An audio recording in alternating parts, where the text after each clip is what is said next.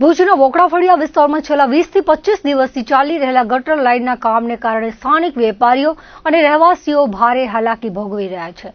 ધીમી ગતિએ ચાલતા કામ અને બેદરકારી ભર્યા આયોજનના કારણે સમગ્ર વિસ્તારની સ્થિતિ અત્યંત દયનીય બની ગઈ છે. વોકડાફળિયામાં શુક્રવારે સવારે ગટર લાઇન માટે ખોદાયેલા વિસ્તારમાં અચાનક મોટો ભૂવો પડ્યો હતો.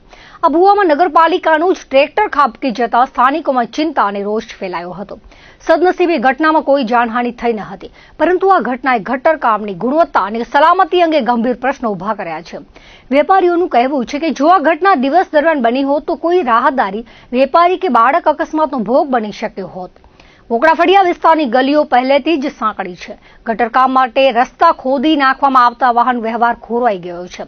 ભારે મશીનરી અને ટ્રેક્ટરો રસ્તા પર જ ઊભા રાખવામાં આવતા હોવાથી સ્થાનિકોને પગપાળા ચાલવામાં પણ મુશ્કેલી પડી રહી છે. વેપારીઓના જણાવ્યા મુજબ કામ ખૂબ જ ધીમી ગતિએ ચાલી રહ્યું છે. ક્યારેક એક દિવસ કામગીરી થાય છે તો પછી 2-3 દિવસ સુધી કોઈ કામ થતું નથી, જેના કારણે લોકોની મુશ્કેલીઓ સતત વધી રહી છે. લાંબા સમયથી ચાલી રહેલી સમસ્યાથી કંટાળેલા વેપારીઓ અને રહેવાસીઓએ નગરપાલિકા સમક્ષ રજૂઆત કરી તાત્કાલિક કાર્યવાહી કરવાની માંગ કરી છે.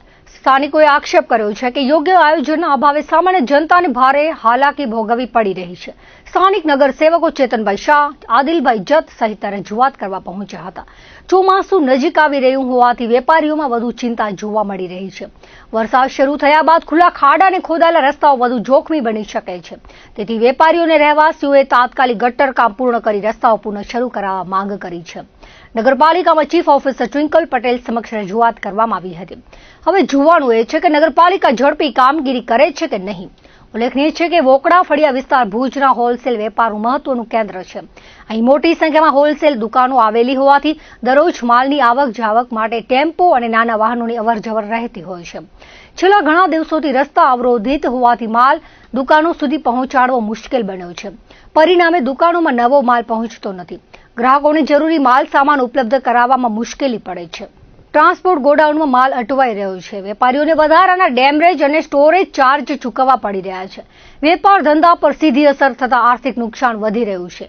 વેપારીઓનું કહેવું છે કે એક તરફ વેચાણ ઘટી રહ્યું છે અને બીજી તરફ વધારાનો ખર્ચ બોજ વધી રહ્યો હોવાથી વેપારીઓ મુશ્કેલીમાં મુકાયા છે. ગટર ને પાણી લાઈન બે તૂટી ગઈ છે. ધીમી ગતિએ કામ ચાલુ છે. અમે ચીફ ઓફિસર સાહેબને મેડમ કરીને રજૂઆત કરવા ગયા હતા. મેડમે રિસ્પોન્સ આપ્યો કે 14 તારીખ સુધી ગમે તેમ કરીને થઈ જશે. અમને રિસ્પોન્સ સારો આપ્યો છે.